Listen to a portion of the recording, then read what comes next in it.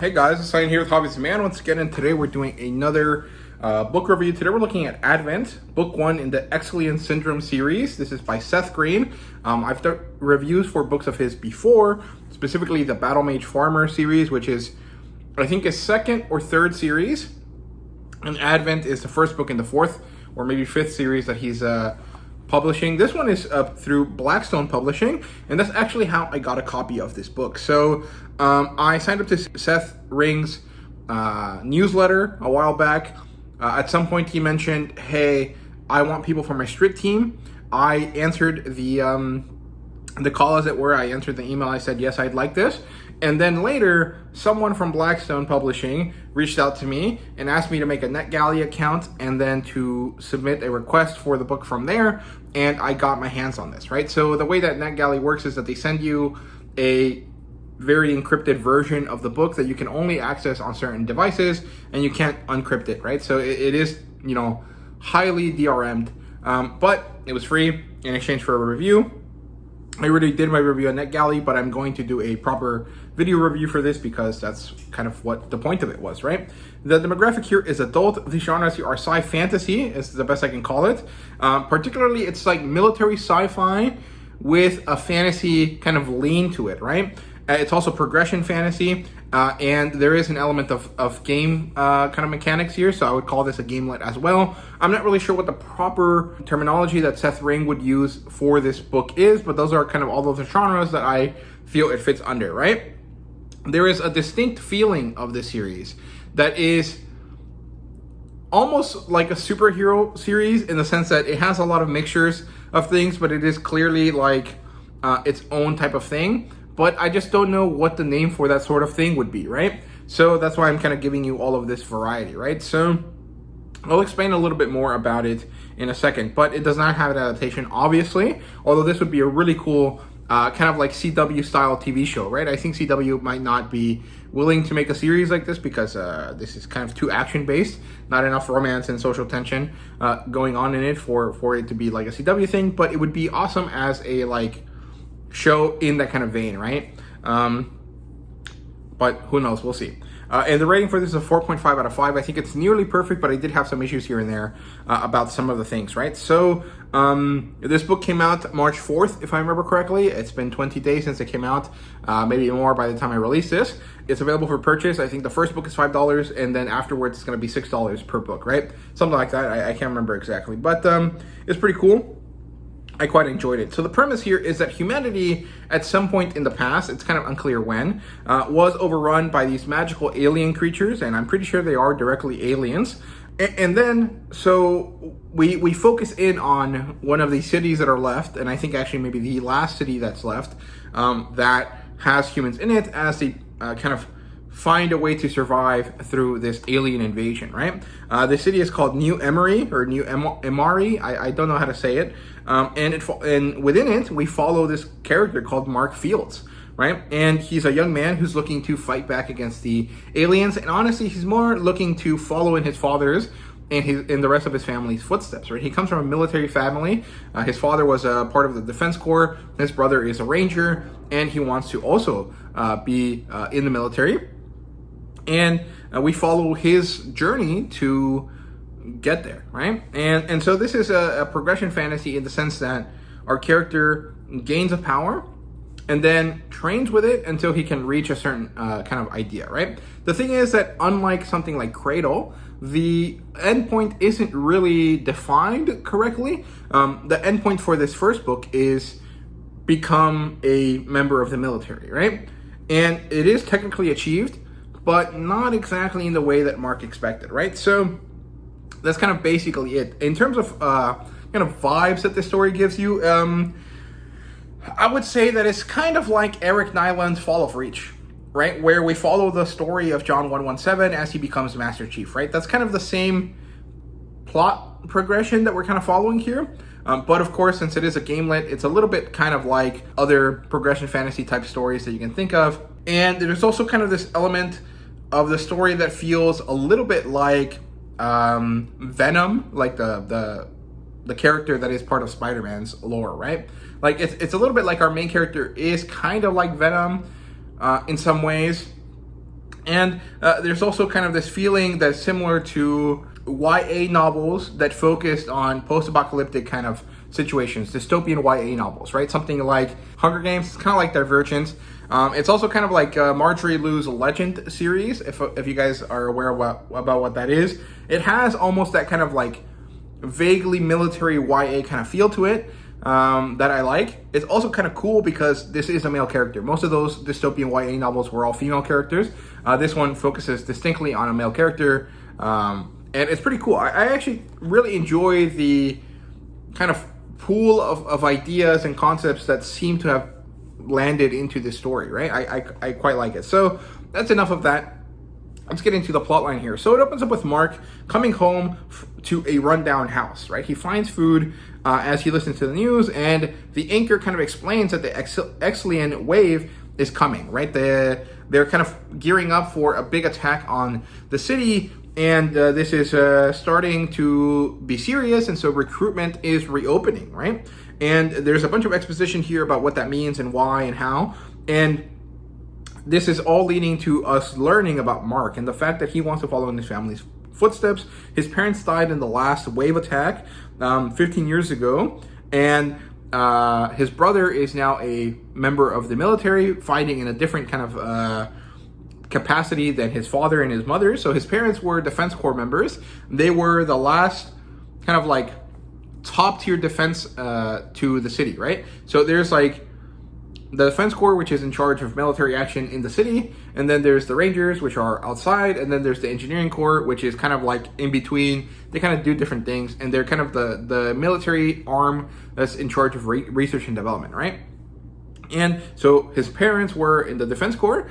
They died fighting the Exlian wave in the previous attack, and his brother, quite angry at his parents' loss, eventually gained a power through awakening, which is basically when certain people, because of the excess mana in the world, have started to awaken powers. It's similar to the class system that we see in Battle Mage Farmer, but it's not completely related, and I wonder if they are similar, but I'm pretty sure this is completely separate. This has nothing to do with any of the other magic systems and magic worlds in Seth Green's stuff, right? But it's pretty similar.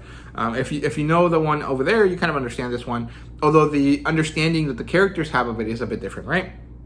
And Mark has not become an awakened yet, but he's hoping to eventually, and now that recruitment is open again, he wants to follow in his parents' footsteps, and hopefully will manage to do so, right? So we transition away from this. We come to Mark's job. The next day, he works at this place called Jason's Pub, which is run by Jason. And he has a meet cute moment with this character called Sky, who becomes relevant to him and to the story throughout the rest of this. He goes off to train after work at a gym, kind of a low tier gym, because he doesn't have the money to pay for the high quality training that is necessary for people that want to get into the army quicker. But he still manages to make do. His brother, being part of the army, helps him understand some of the training requirements better than some other people would be able to anyways. And so he uses that, even if he doesn't have the monetary ability to get the best training possible, right? And after he finishes training, he signs up for basic training through the recruitment process, through their kind of like special gadget phone watch things that they have. And then he gets a call from his brother, and it seems like it's pretty bad. It's going to be basically a goodbye call. So Joe seems to be in the front lines doing something, and he gives Mark a call, very short and sweet, but mostly it's just, hey bro, it's going to be bad. I love you. Goodbye. Hope for the best. And well, this kind of ruins Mark's day a little bit. This kind of distracts him, and this distraction actually costs him a little bit when he suddenly gets attacked by an Exlian that managed to make it inside the city. He manages to stop it in some way. He manages to keep it from basically biting his head off. And as he's doing this, someone shows up to stop it. This person is a Defense Force soldier. Her name is Aether Wisp, or that's her call sign, I guess.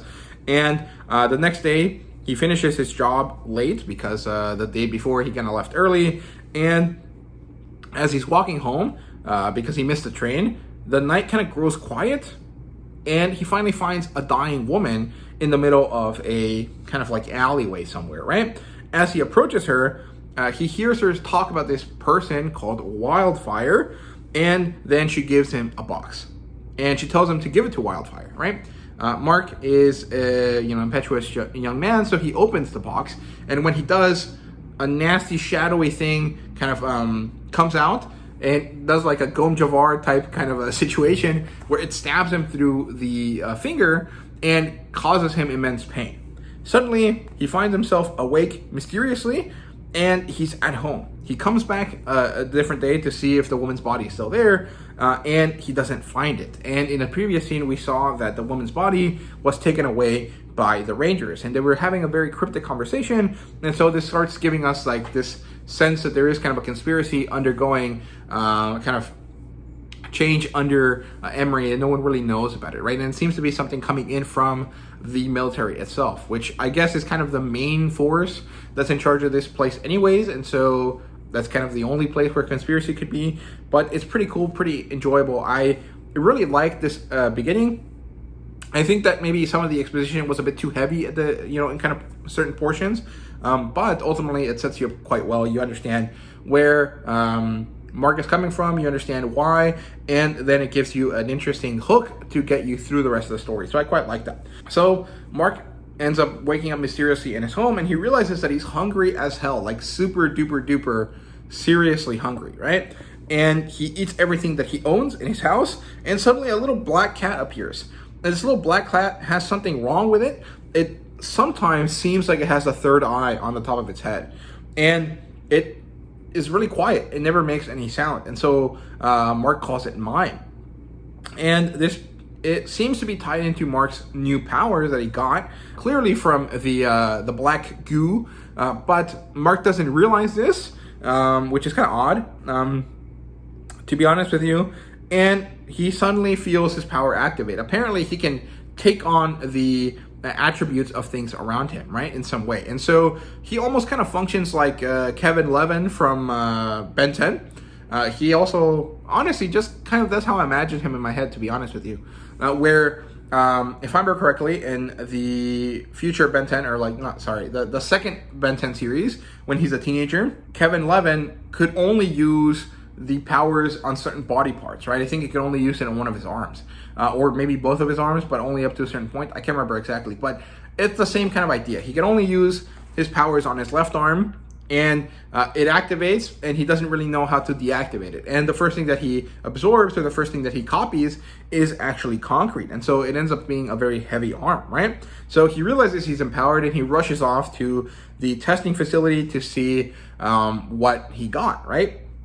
And so at the testing facility, we get a bunch of exposition. Again, we learned that powers range from E to S, E, D, C, B, A being a top score, but S being supernatural, and being the topmost score that you can get. And you are also, when you're assigned a power ranking, you're also assigned a potential ranking. And your potential follows the same system and basically defines the amount of skill slots that you can have at any given moment. There's 1 through 6 skill slots depending on the ranking that you got, right? And this is like a serious hard and fast rule. It's a bit too easily codified for my taste, because a Seth Ring does like to create kind of nebulously defined power systems, and this one is kind of oddly specific, but I think it's interesting. I actually enjoy it more that it is more direct, but it's just kind of odd for what I understand from Seth Ring's writing previously, right? And he's tested by these two people that are called nulls. They're doctors, and they're nulls because they can nullify powers, or the powers don't work when they're in contact with these people, right? So it's pretty interesting. And he learns that his power is a transformation characteristic absorption. There is no flexibility loss when he absorbs a power, right? Or when he absorbs characteristics. So the easiest way to apply this is that he can absorb hard materials like concrete, like metal, like titanium, and all of these things, and not lose any of the flexibility of his wrists or his arms. And that's really awesome. It's actually a quite good power, but it's kind of unclear if he can only do it to things that are harder than his body. So could he do it to water? Could his arms become water? It's kind of unclear if that's possible, or could his body become electricity or something like that. It's kind of unclear. But I guess it's not unclear because he never actually does any of those things.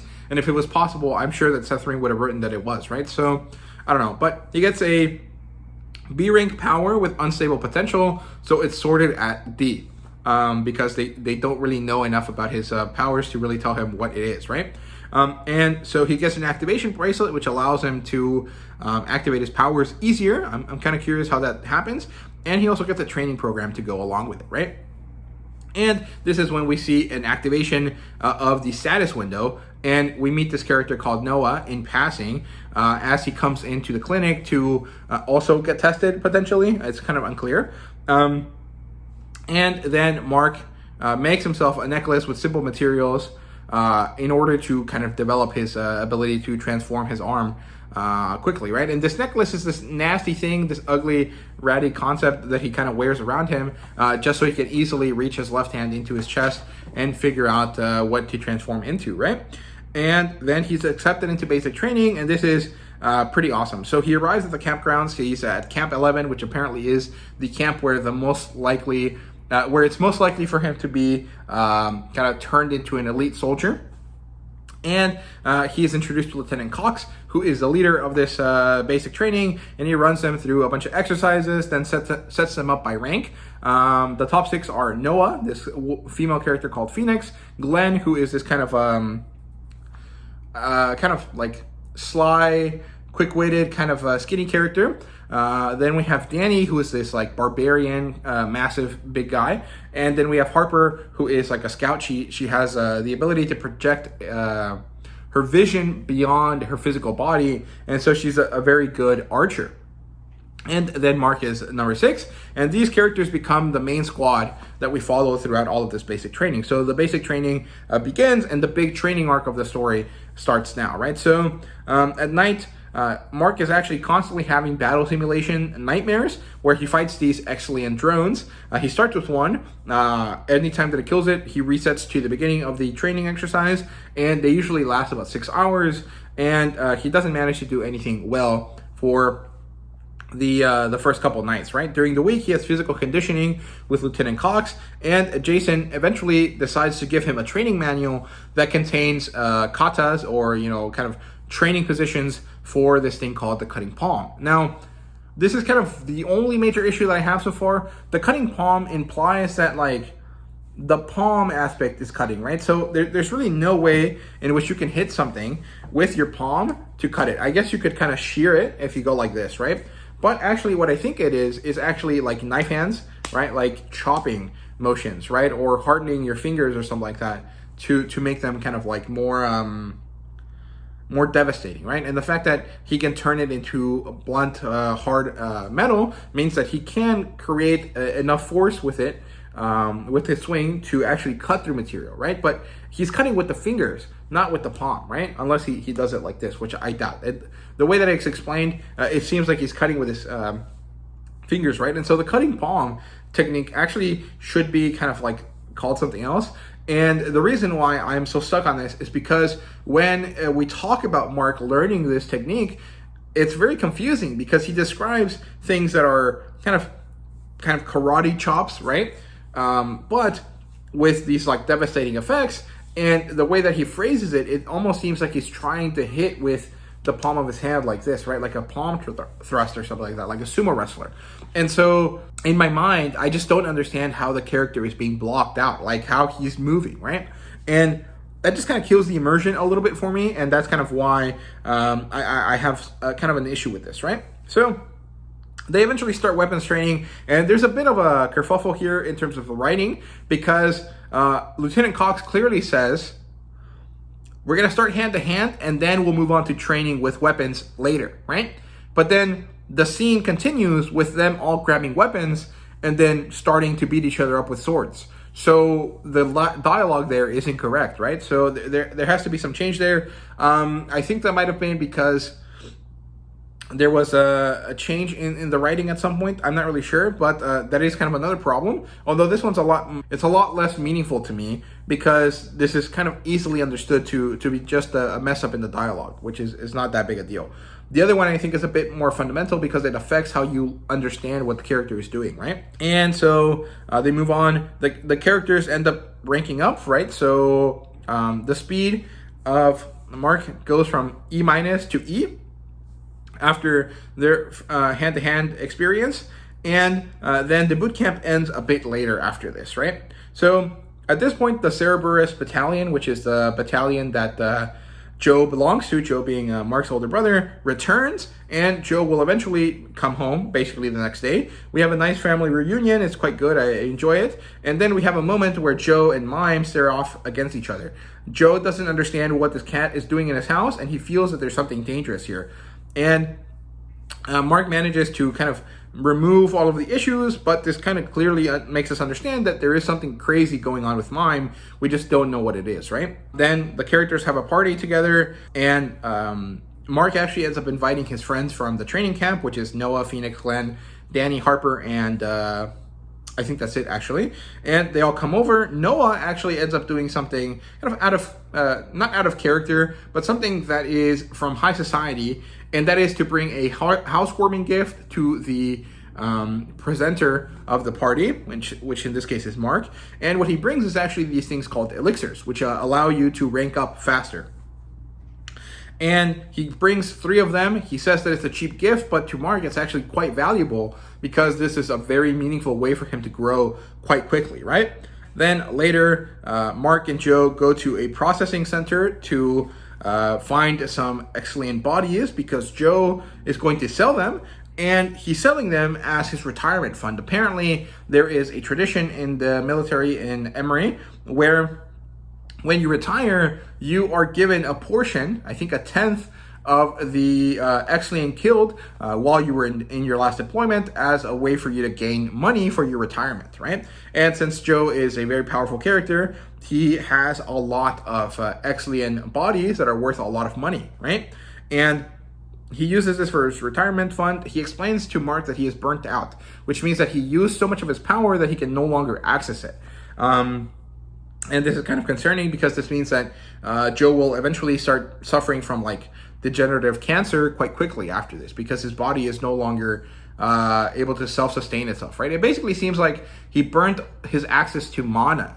And since he can't replenish it, he's dying, right? Which is pretty interesting. So that's pretty cool. At this point, Mark gains resolve from this because he wants to make sure that his brother is well. He takes all of the elixirs, he levels up, he goes to D rank from E, and then he gains this skill called Alchemical Blood, which allows him to use his body, or his blood specifically, to rank up elixirs because he consumed too much of it, right?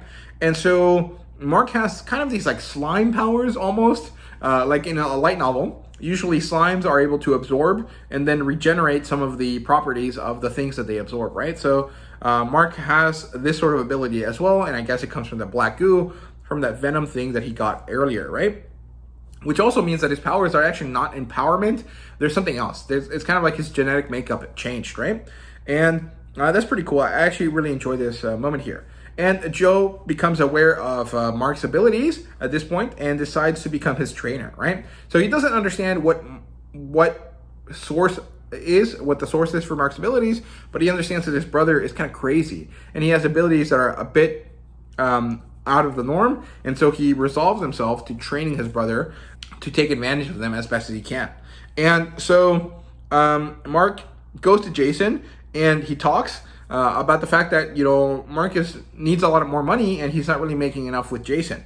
And so Jason takes pity on him. He understands the concept and he moves Mark to the next place over from their restaurant, and he takes him to this man called Abrams. And apparently Abrams is an alchemical butcher. He is an old man, but he's quite burly still. He kind of gives me like a Garp feel from One Piece.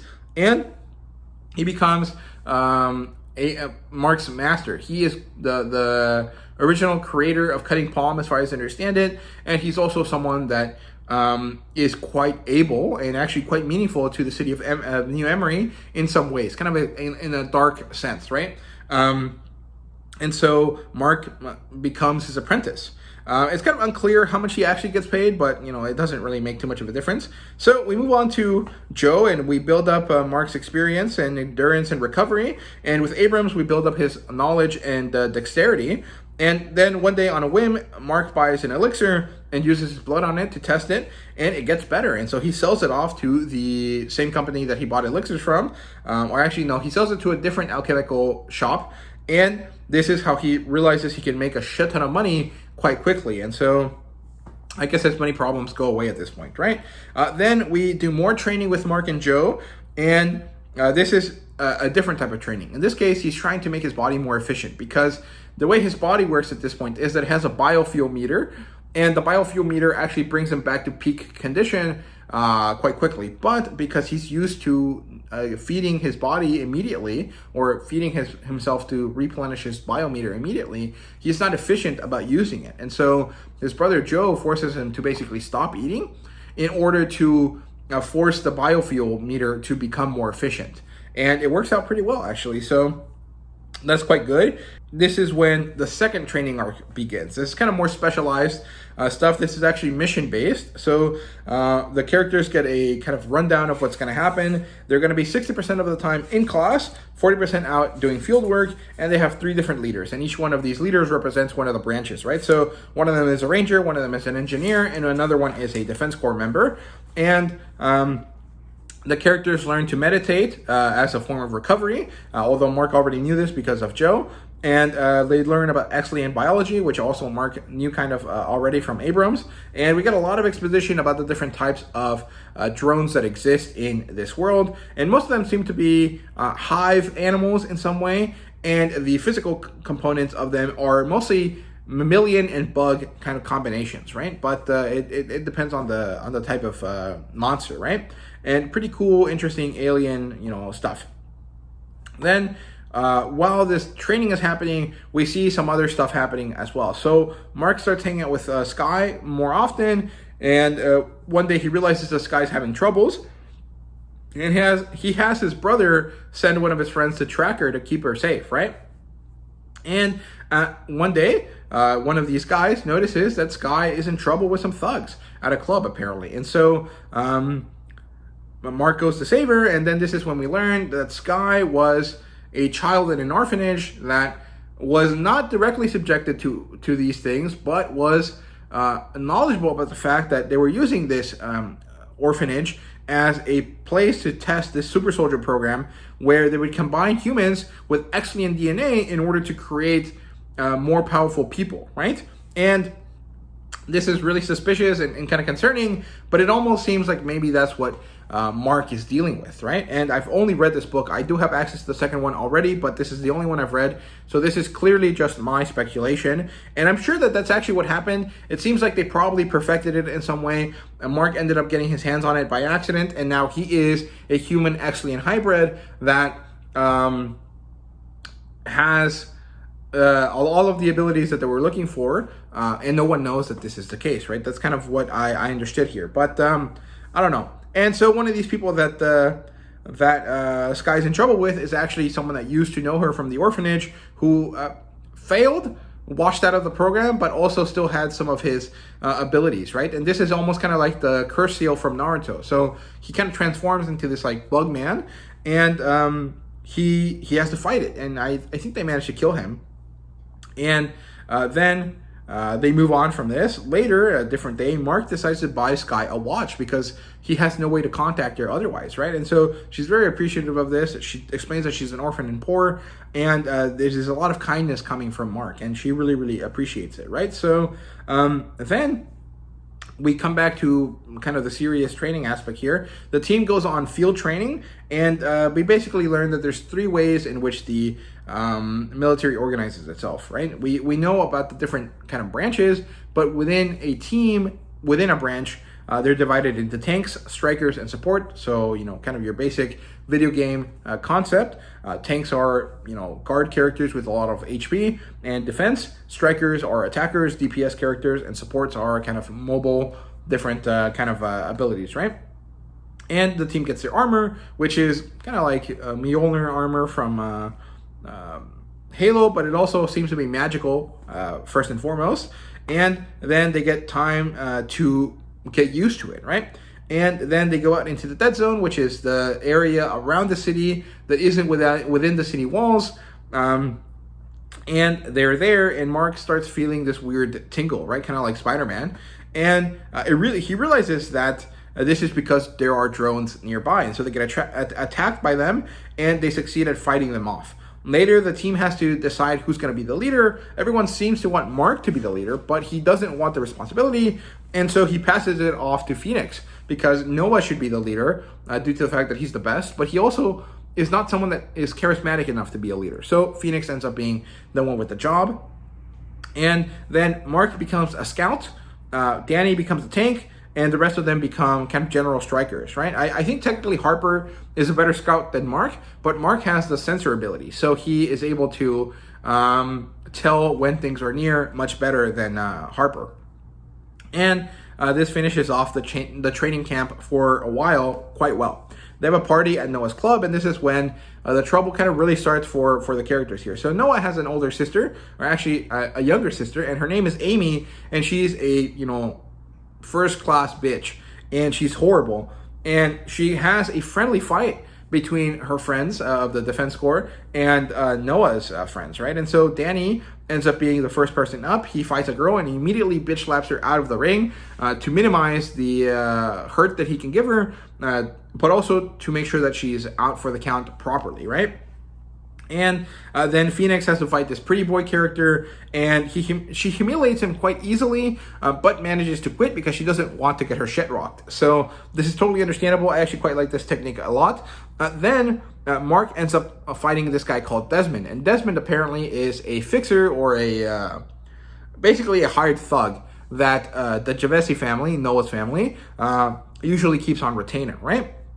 And so the friendly spar was supposed to be no powers, right? But Desmond was using his powers the whole time, and he's actually someone that has similar powers to Mark. He has absorption, and he had his body turned into metal underneath his clothes so that Mark wouldn't tell, right? And so Mark tries to fight him, but then actually Mark ends up having to just get dealt a bunch of damage, and he doesn't really do anything to Desmond. And as Desmond is about to kill him, it turns out that Noah called Mr. Abrams, and he shows up just in time. And Mr. Gervasi, Andre Gervasi, Noah's dad, also shows up just in time. And they manage to stop everything at just the right moment before Mark dies. And then Andre manages to get Abrams to not kill his daughter, who was going to die by Mr. Abrams' hand because he was upset that she made... or she put his apprentice in danger, right? And so Mark gets put in a healing tank, and then a few days later, actually, I think it is a few days later, the doctors want to take his body for science. They tell Noah, hey man, this guy's special. We need his body. We could study it and make a lot of progress in our projects with this. And Noah's like, hell no, this guy's good. I'm not going to let you do this to him, right? And so Mime also ends up eating Desmond, and when Mark is released, he's given like $2 million or something, and he's sent on his way, and hopefully this works out for everyone, right? He also realizes that he got an upgrade to his alchemical blood. He can now use it to upgrade health potions as well. And this is when we learn that he wants to start developing health potions as well, because he has this ability, and it's actually quite useful to him, right? And then one day, Mark and Sky are together, and they see a terrorist attack. And this is where kind of the plot line changes a bit and kind of expands a bit to kind of incorporate some of the other stuff that we've seen throughout the reading so far, right? So the training starts up again, and they're all being sent on an asset acquisition mission where they have to clear out a building and then keep it under control until the actual army shows up, right? And so this is when they get attacked by Exlian warriors, which are the next class above drones. And it's awesome work here. The characters do great. The writing is very exciting and enjoyable. And they do amazing at this, and they win quite handedly. And as the training ends, his Exlian dreams change to fighting warriors before the third training session begins. And it begins quite easily, no issues there. The trainers then finish off the training session, and they give them perfect scores. They end up being into the top 20 in the city, but they're ranked across the whole city, so they don't get to be like 1 through 6, right? We get Glenn at number 20, barely scraping in. We get Harper at 13, Danny at 12, Mark at 7th, Phoenix is 3rd, and Noah, of course, is 1st. And because they managed to be the top 20 in the city, they are all given a skill gem, which allows them to gain a skill basically for free. Then they are, told that their training is done, that they'll get called into assignment later, and they just have to decide if they want to become infantrymen, join a branch, or be part of the reserve, right? And then Phoenix hosts a party to kind of finish off their training, and it's a quite nice one, very simple and easygoing, and it was quite, wonderful. And then we move on from the training. This is the end of the training for now. Mark decides to absorb his gem, and he doesn't actually have the ability to do so, probably because he doesn't have normal awakened powers. He has whatever Exlian, venom powers he's got. And he decides to give it to Sky. And when he does, he realizes that she now has flight or gravity manipulation because of it. And it's a great power for her to have. So it gives her freedom, right? And then Mark gets Abrams to teach him how to brew stuff. Kind of an interesting, kind of like Half-Blood Prince kind of way. And I quite like it. And then they learn how to do the Dead Man Walking potion, which is basically a Drought of the Living Dead, also from Harry Potter. Kind of same concept. And he starts making base, which is, I think it's just salt water, but it's kind of like mana inert or whatever. And he starts learning from his potion book, right? Days later, his house is attacked by these random goons, and it turns out that they managed to turn off his powers for a bit, and they're actually there to take Joe, but they think that Mark is Joe. And Mark develops poison resistance from the fact that that he had his powers turned off, and then he kills some of the goons. The next morning, the defense force shows up. They don't really help him because they really can't tell that anything happened, and the people that have the ability to tell if he's telling the truth or not are kind of not able to read him. It's kind of like when what's his name? Is it Natsume? Like the detective guy that's friends with All Might in My Hero Academia, right? They have that sort of power, but it doesn't work on Mark properly, so they can't really tell what's going on. And so they don't help, and they move on from whatever it is that they're doing, right? And so Mark calls Noah, and he's like, hey, can you get me the information I need about these people? And he eventually does. And it turns out that there's some sort of paramilitary group made up of a bunch of people that were kicked off the army force. And they're headquartered at a building in town. And so the boys decide to gear up and go to this building to figure out what's going on. And Sky ends up joining them as support because she ends up figuring out that they have something to do and doesn't want to let them go without her. And then they manage to make it into the building. And once inside, Mark starts using a sensing ability to find humans instead of Exlians. They realize that the goons are in there. They assassinate a few of them, and then Mark has to fight some of the other ones, and they end up getting a bunch of files. And it turns out that they're actually after Joe, and that he's part of the group that is suspected of doing the terrorist attack on the Green Line, the train that Sky and Mark saw. And Mark doesn't want to believe this. He's like, no, my brother could never be a terrorist, right? This is not what he's going to do. And, well, he can't really deal with it because the goons show up again. They start trying to kill them. And as the boys bug out and go back home, Mark manages to confront Joe at the time. And then a car crashes through their house, which is crazy, right? And it turns out that Joe had some of his friends over and that they are the group of terrorists. But they're not actually terrorists. It's kind of confusing. And so they have to rush out to safe houses. And once they're there, Joe and crew go into hiding, and Mark and his friends go back to their lives. And then the story starts winding down here. Mark moves himself into Abram's spare apartment. Then Sky is attacked by the goons again. And Mark goes to save her, and he manages to lure them out of the city and then get the Exlian to attack them. So, because he can't actually take them on since they're significantly stronger than him, right? And once he's outside of the city, he manages to absorb the Exlian exoskeleton. And so now he has this amazing kind of new material, and he manages to keep it absorbed forever. So he can actually call it up whenever he wants, which is quite good. There's a lot of meaningful upgrades to his powers through this, right? And then he can remember it, which is valuable as heck. And then the days pass by. Mark doesn't really get an assignment until one day he asks Lieutenant Cox, hey man, what's going on?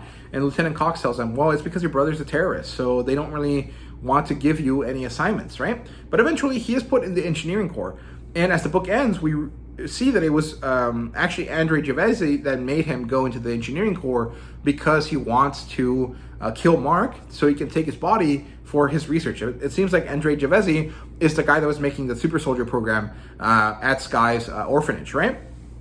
And it's quite good. I really, really enjoyed it. I thought it was a great book. I thought it was phenomenal, very well written. There were some issues here and there, but nothing too serious overall. In terms of characters, we have Mark and Sky, Jason, who's a restaurant owner, Abrams, who is the alchemical butcher, and also kind of like maybe one of the OG soldiers of this city. We have Danny and Glenn, and Harper and Noah and Phoenix. And I think Noah is kind of the most important character out of this group. Then we have Joe and his buddy Kevin, and Emily and a few other people that are also friends with him. And then we have Amy, who is Noah's sister, Andre Gevesi, who is Noah's dad, and Desmond, who is a fixer who gets killed by Mime. And we have Mime as well. And so all of the characters here are quite good. I really like Mark. I think that his brother Joe is an interesting character as well. And I like the fact that this is kind of like a family story that also happens to be a military sci-fi story that also happens to be kind of like a insurrectionist story in the background, right? So I like all of this stuff. I enjoy Mark's ability to connect with his teammates. Danny is an interesting kind of like quiet but strong barbarian type character. Glenn is a funny, quick guy, kind of like Flash, particularly maybe Barry Allen Flash specifically. Harper is kind of a quiet but very good at her job kind of character. And Phoenix is like your proper like action girl kind of character, where Sky is kind of more of the girl next door. But she also has powers because of Mark, right? And so all of the characters are quite interesting and good. I like them. I think that the process through which we get to know them is quite good. I enjoy all of the characters and how they interact with each other. Very well done. I think that Seth Ring never really fails at character development. And I also like that some of their abilities are reminiscent of abilities that we know from other Seth Ring, books, right? So it's kind of easy to understand. It's easy to absorb some of this stuff if you're already a fan of his work, right? So yeah, in terms of world building, there's kind of a lot, but it's pretty simple once you get down to the brass tacks, right? So there's Exlians, which are alien and magic, and they're monsters. They don't have proper like humanity to them. They seem to be kind of like this like horde kind of concept, right? So something like the Flood, or kind of something from Starship Troopers, right? Something like that. There's also Empowereds, which are basically superheroes. They're humans that have access to mana, and they can use it to give themselves powers, right? And so they're superior than normal humans at a baseline level, but they're also kind of special, and they have certain abilities. This is most similar to kind of like solo leveling people, right? Hunters are people that are superhuman, that are basically superheroes, and each of them, depending on their class or depending on their status, have different abilities, right? And then we have New Emery, which is the last human bastion. This is a sci-fantasy kind of city. There's 3 branches to the military: the engineers, the rangers, and the defense corps. And we have these hidden super soldier programs, kind of like Captain America, but also more like Winter Soldier. And then we have Mark's powers, and we know that they're connected to the Super Soldier program. We just don't know how, right? And that's basically all of the world building that you really need to know that I didn't already explain. This will get you through the story if you didn't really get it, right? And so artwork and fan service wise, there's no fan service. I mean, this is like not referencing anything. It also doesn't have any sexual content in it. In terms of artwork, it doesn't have any. The cover is nice. It's a cool kind of like sci-fi futuristic kind of synthy vibe, but within the story there is no real artwork. There are status windows, and the status windows are kind of illustrated in some ways, but it's more like graphic design. It's not really paintings or art, right? But they look nice, so I like them. But there's no actual art involved in the story. I would like to know what an Exlian looks like, and I think that would be cool to see depicted, but it's unlikely that will happen anytime soon. It doesn't seem like it's something that Blackstone Publishing is going to do for these books, so we'll see. In terms of rating, 4.5 out of 5. Like I said, the Cunning Palm is a bit confusing. Some of the dialogue isn't up to par in terms of how it connects to the scenes, and otherwise I think it's quite enjoyable, but there is a lull in the story in the second portion of the training. So after basic training, and as they're going through the early parts of the training where they go out into the dead zone, that stuff, that portion there, the end of the training and then the beginning of the weapon stuff, is kind of boring. And it's not boring, actually. It's just that at that point, we've been reading about characters training a lot. And so it's not quite exciting enough to really get you through it. But the lull isn't too bad. It's only a few, chapters or whatever, and then it moves on quite quickly, and it becomes much more interesting. So that's kind of where I think that there is a bit of a possibility for improvement, right? So once that this is over, since this is the end of the training, I'm sure that it'll be much easier to read the rest of the story, but there is a bit of a slog here in the middle of the story. So there you go. Those are my thoughts on Advent, book 1 in the ExlianSyndrome series. This is great. I really, really enjoyed it. I recommend you guys read it. I hope you guys do. And if you have, let me know what you thought down below. Thank you so much for watching. I hope you guys enjoyed, and see you guys later.